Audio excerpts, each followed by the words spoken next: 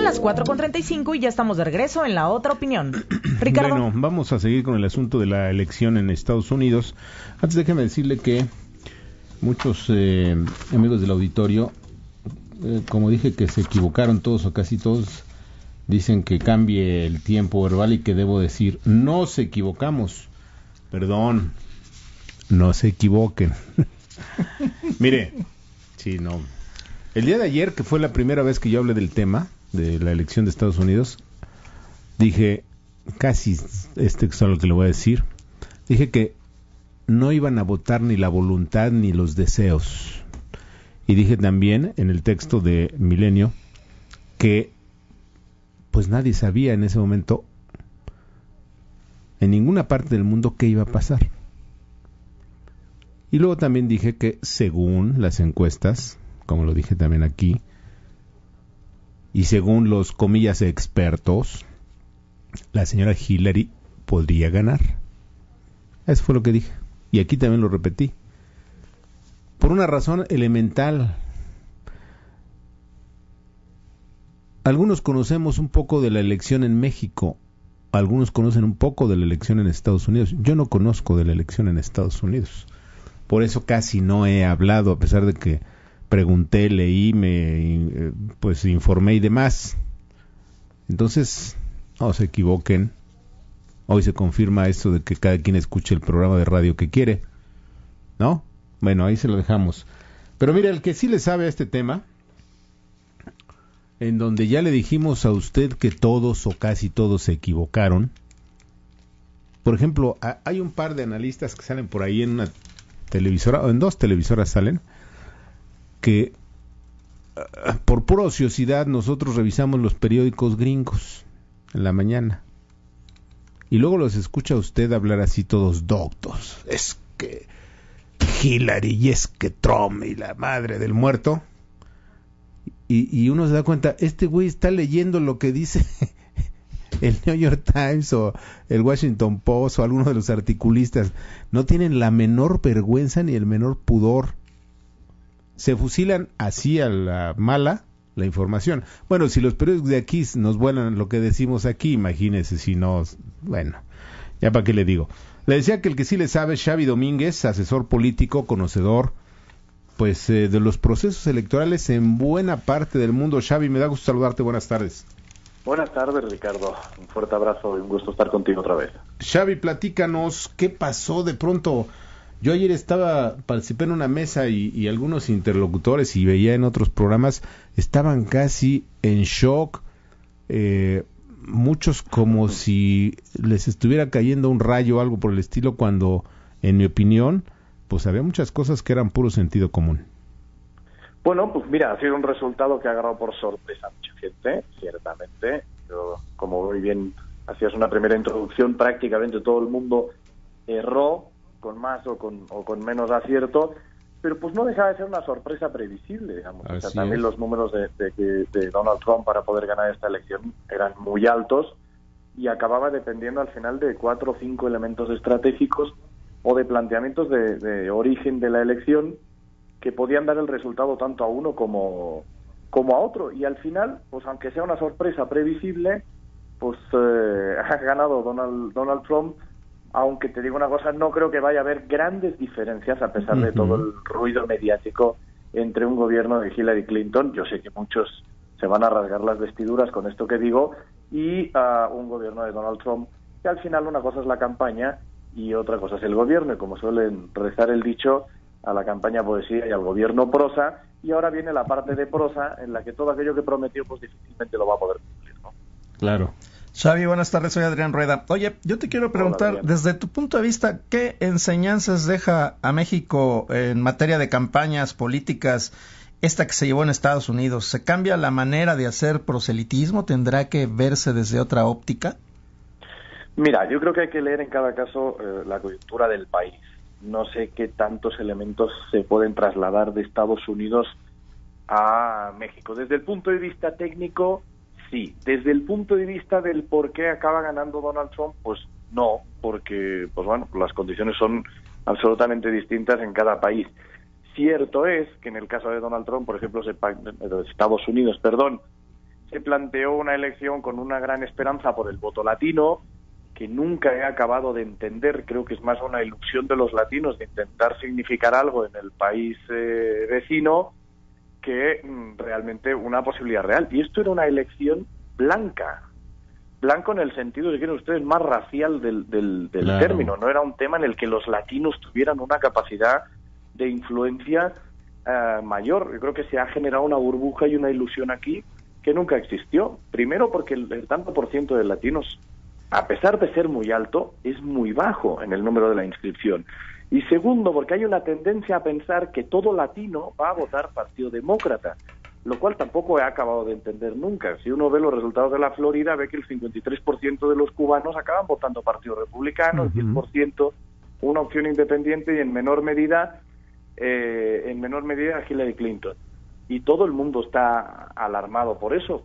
Tiene una explicación muy sencilla. Los cubanos que viven en Miami quieren mantener el bloqueo con la isla y Obama hace todo lo contrario de lo que ellos desean. Pues sí, la única manera que han tenido de cobrárselo ha sido en el proceso electoral. Y el segundo tema que a mí, no sé si roza la ingenuidad, pero pensar que todos los latinos, se sienten latinos, es un error. Porque el nieto sí, lo digo, pongo el ejemplo, esta mañana ponía un ejemplo aquí entre amigos y decía, yo entiendo al señor que nació en Chilpancingo, y ese señor se fue a Boston a trabajar y se casó con una señora de Boston. Hace medio siglo. Hijos que nacieron en Massachusetts. Y los hijos de Massachusetts se casaron con una de Nueva York.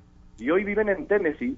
Y decirle al nieto que vive en Tennessee, que no ha pisado México, que tiene que votar en un sentido o en otro porque es hijo de alguien que nació en Chilpancingo, pues es estirar el concepto latino a un exceso que no tiene ningún sentido. Y digo Chilpancingo como puedo decir San Juan del Lurigancho de Perú. Es decir, el nieto del nacido en San Juan del Lurigancho, pues hombre, votar demócrata por el simple hecho de tener un origen, pues es un poco ingenuo, ¿no? Al final de cuentas. Tiene otro nombre. Parezca un chiste. Tiene otro nombre que tú y yo sabemos, pero que no podemos decir en radio.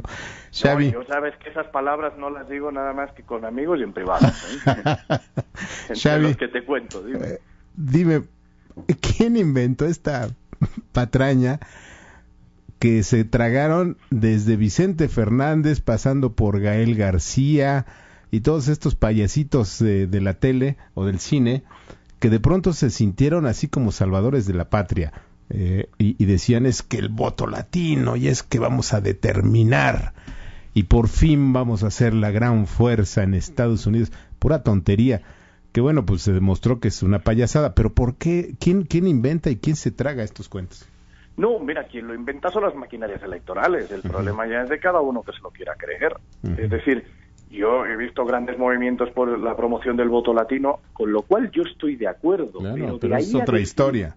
Sí, claro, de ahí a decir que un grupo que no representa electoralmente, en su origen, un 10% del censo, decir, hombre, claro, la elección se ha ganado por un 1 o por un 2%, pero hay muchos más factores que han influido en esa elección, como para decir, el voto latino va a ser el único que va a influir. ¿Por qué se lo creen? Pues no lo sé, supongo que es una cuestión al final de intentar darse la significación que uno no tiene. Para mí ha sido más importante la presencia de Gary Johnson, el independiente, que al final se ha llevado 3 puntos de la elección nacional, que simplemente con esos 3 puntos que se los ha quitado directamente a Hillary, hoy Hillary sería presidenta de los Estados Unidos.